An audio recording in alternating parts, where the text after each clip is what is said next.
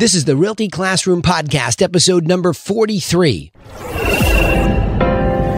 Welcome to the show that focuses on helping real estate agents build a bulletproof business plan so that they can sell more properties in less time and live a more fulfilled life. Are you a real estate agent with an entrepreneurial spirit who wants to turn your job into a business without sacrificing your lifestyle, but you just can't seem to find the right plan to help you get there? Well, then, hey, you're definitely in the right place. I'm Danny Griffin, the founder of the Realty Classroom and the host of this podcast. And to help you take immediate action to build a better real estate agent business, I've created a free jumpstart course for you over at freeagentgift.com. freeagentgift.com. That's exactly what it is. It's an on-demand wireframe course that's good for all you veterans and you rookies. I use it to this very day to keep me strategic in my own book of business and train everybody in the Griffin Realty Group how to stay strategic. It's really important to stay on track if you're trying to build a consistent and predictable real estate agent business. Really important here. All right, I want to get started in this episode. And today what I want to cover is how to market correctly. So last week in our mastermind coaching, we really kept diving into the concept of creating this club, this cache of prospects. See, people really get confused as to what they're building in a database. Really, everybody in your database is simply a contact, and it's the disposition that changes over time. So in other words, let's just think about it. When somebody comes in as a contact to you brand new and you don't know anything about their timing and motivation, that disposition is called lead. As you move them along and they get into prospect mode, that means you know something about their timing. We've talked about this on a scale of 1 to 10. Go back a couple of episodes. You can see the power of asking that question to root out of somebody what they're really thinking about their motivation. Don't call buyers liars and sellers and pretend they're ducking you. They don't know sometimes because this is a major emotional transaction that most people make, and they just don't make it on a whimsical basis. So their timing and motivation can get very confusing to them. So then you can't even articulate their timing until you guide them properly. But what all that does is gets you a prospect, and you have this cache of them, and now you're servicing them. But now I have to go all the way back to the beginning and say, well, wait a minute. How do you find the best contacts to create the best prospects? So I'm working backwards because I want you to see the ultimate goal to make it consistent and predictable is to have this group of people that are allowing you to know their timing. They're allowing you to service them by giving them that upgrade to MLS properties, especially properties that have sold. Okay. But let's go back to marketing because that's the beginning of a managed business. To properly market, to get contact information, you have to make those decisions. If you are an intentional real estate agent business, you are taking clear action steps to go get contact information. And there's a lot of choices. It gets really confusing. So in our mastermind coaching group today, what we did was we went back and said, okay, let's sit down and really talk about this. And of course, the draw is into social media. That's the first thing that you get drawn into is a discussion about social. Is social media marketing the place to start? So what I did was I had one of our top students who does that really well get into it a little bit about what they were doing. But what I was looking for out of him, I wanted to extract out of him the strategic approach that he was following. And the first point here I want to make today is that he was finding prospects, or at least trying to find prospects, by targeting smart lists. Now, this is just flat out good, solid, strategic marketing 101. Meaning what? That in Dan Kennedy's book, The Ultimate Marketing Plan, which I like, he has a triangle in the beginning of it, and the triangle has on one side a market. And that's the first step that he talks about is defining your market. So later on, when I was teaching some of the top producers agents on their team or in their brokerage, we got into this. And I said, well, what area do you cover? Well, all of, no, not all of. Nobody covers all of something that's too big. That's where you drown. And that's where the targeted marketing list just gets too big. Okay. So I get a lot of conversations about, well, what list are you talking about and how do I narrow it down? Well, let me go to what Voltaire was talking about today. And what he was saying is, look, number one on social, I target my my sphere of influence list, which includes my past clients, but it also includes a lot of business people that I know in the San Diego area, and I've made this smart list for them. The next one that he referenced was community. And I like that because there's a big differentiation between going into your community. And you see that in a lot of social media marketing coaching where people are saying, well, you go into the community and interview all of the people that own businesses there. Sure, that's fine, but I'm just not so sure how intentional it really is when it comes to the outcome. And I'll get to that in a second. But community and that small target community is very important. Narrowing that market niche down so that you are targeting an area within which you want to operate. I think that is important, okay? And then the last one was a little bit different for him because it was real estate agents and he's recruiting people onto his team. So he had 3 smart lists. Let me reiterate it. All of you have some sort of a sphere of influence list, whether it be on social like this or you have past clients, whatever it might be. There are people that already know, like, and trust you, as the saying goes. To one degree or the other, I don't know. But you have a list and you have to start to compile that list and clean it up. Clean up your lists, okay? Clean up your list. If you have people that are already on this list, like past clients, clean it up. Make sure you have the best information possible. Because when you take those lists to places like Facebook and you're creating a custom audience, and then you want them to create a lookalike audience for you in that small community within which these people live, the cleaner the list, the better. But the next thing is the community list. Well, that's pretty easy to pursue something like a community because these days with social, I'm able to go out there, create a piece of content like this and target it out to a very specific list of people. But that's where the next point comes in here. Is that once I know it's the sphere of influence or the community folk or the real estate agents, I know my audience better. So the next beat in marketing and in that triangle I talked about is the message. You don't have the same messaging for everybody if the context is a little bit different.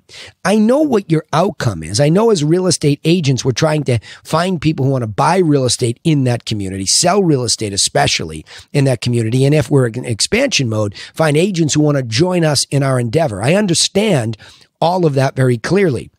But the message matters. Now, this gets really tricky, and I don't have enough time in one podcast to really dive up under it. But I do want to say that I think it's important that you understand, and I promote it here, that you have a professional approach to real estate. That makes you unique. It doesn't mean that you're more professional than the next person. That's not the point. The point is that if you take a professional approach to any business, that means you're trying to be strategic. You're following plans.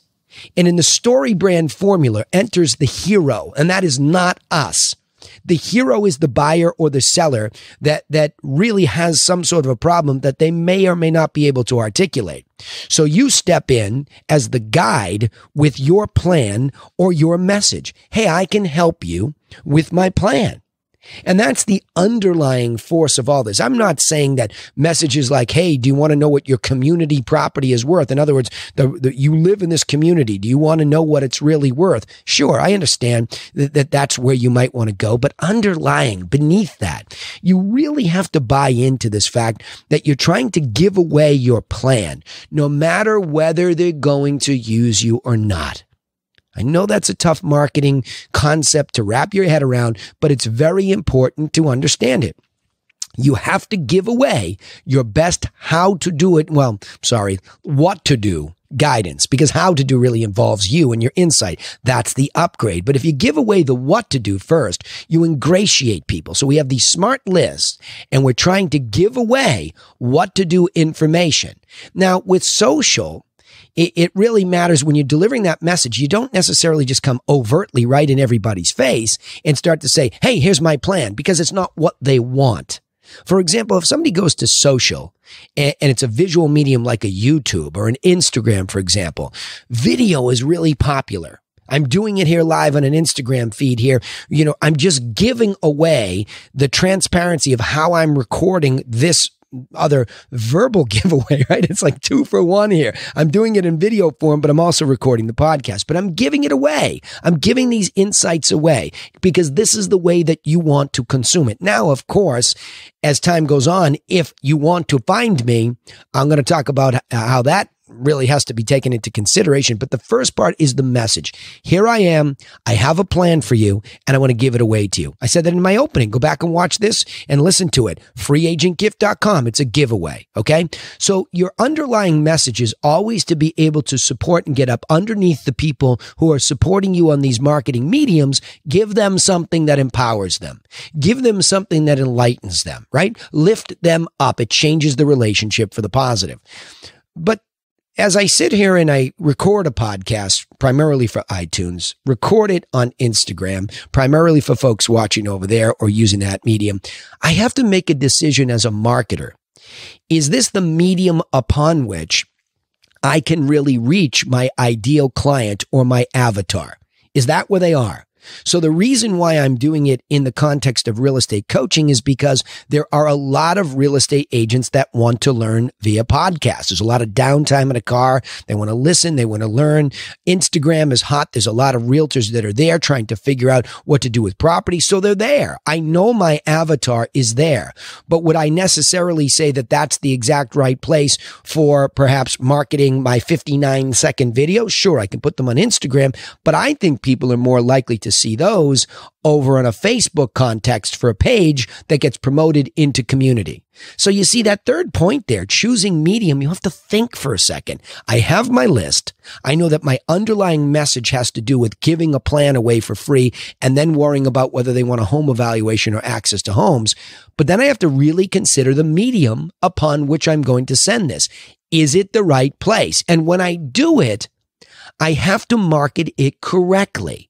You don't hijack these mediums the way you want to. You sit there and observe. How would you use YouTube? How do you really use it? So what's it going to look like when you put your marketing information like your properties up there? Is it easy to consume? Is it interesting on that medium? Because it's different from there to Instagram to Facebook. And it's definitely different when you take that same kind of messaging to a medium like direct mail. So we're all caught up in digital and technology. What about snail mail? Highly effective stuff. I know that personally because we have a lot of series of direct mail letters that we send out to particular types of sellers who constantly respond to us. So choose the medium wisely. So if your list is really refined and clear and your message is clear, you don't have to go spending crazy money, right? You just have to be clear about it. Now, the last point here, make it easy for them to take action. And I'll have more for you next week about taking action. But if I'm on Instagram and I want to find more out about you, at least put a link in the bio to your website so I can go there and learn more about you. I can see who you are. Just make it easy. And a lot of times it came up in our mastermind group today. Hey, what about just tell them to call me? Pick up the phone and call me. You want to learn something about what your property's worth or how to get insight on homes? Call me. Okay. So let me go back and say, how to market correctly is my subject here with the perspective that my end result is, and the one I want for you, is I want you to be able to get prospects built up because that's how this works, right? So you do that by refining your lists, clarifying them, getting them ready, remembering that the core message is to give away your best guidance and plan upon which other subsequent very primary offers like home evaluation can rest. And then choose the medium where you think your real clear avatar or ideal client is waiting for you, and then make it easy for them to take action. After they've watched 15 videos and they're like, I like this gal, I like this guy, let them find you easily. Okay? So let's chunk it up. Give away your best what to do stuff for free to smart lists. Don't go out there thinking it's always the platform or the medium first. It's not. It's you thinking about who is your ideal client, where do they live, narrow that niche down. And by the way, I get that question, so I'll leave one little bullet point bonus here. If you find an area that has about a sale a day, That's a good size because there's about there's two sides to every transaction. So, but there's a sale a day. That's enough for you to get in there and learn about the flow and understand the flow and be able to talk about the market intelligently. Look for a market niche about that size and start there. If you have to go bigger, you have to go bigger. If you have to go smaller because it's really hyperactive and you can dominate there, wonderful. But I'd start there so that you really can test out these marketing concepts. All right. Look remember, you can take immediate action and get started in the right direction with our free video course over at freeagentgift.com. There it is again. Please go empower yourself with that stuff. And of course, if you like what you've learned here, then we'd appreciate it if you would share these insights with other entrepreneurial real estate agents just like you so that they can find their way right here or wherever they might find us. We'd appreciate that. We want to grow this and share this information. Hey, don't forget to subscribe or follow us on whichever platform you're listening. And of course, a positive review or a comment is always appreciative or appreciated, he said. And we always broadcast our live sales training. So I actually do give away some how to do stuff. I let you eavesdrop, and I'm trying to figure out how to do it on multiple media on social. So if you're not on Facebook Live, there's other ways to do it. I'm practicing here with Instagram Live. I'm trying to get some real how to do stuff to you so that you can actually go in the field and turn this and monetize this because I recognize it's a business. And that's on Facebook every Friday at 1 o'clock EDT, and look out for other venues like Instagram Live if I can get it there at the same time without tripping all over myself. Okay. So remember to like the page over there or follow us here and you won't miss any notifications when we go live. Hey, thanks for listening. We look forward to helping you in the next episode, and I'm just humbled to be there for you, and hopefully you find this stuff helpful. See you next time. You've been listening to The Realty Classroom with Danny Griffin. Join us next time to continue learning how to build a smarter real estate agent business plan that helps you live a more fulfilled life.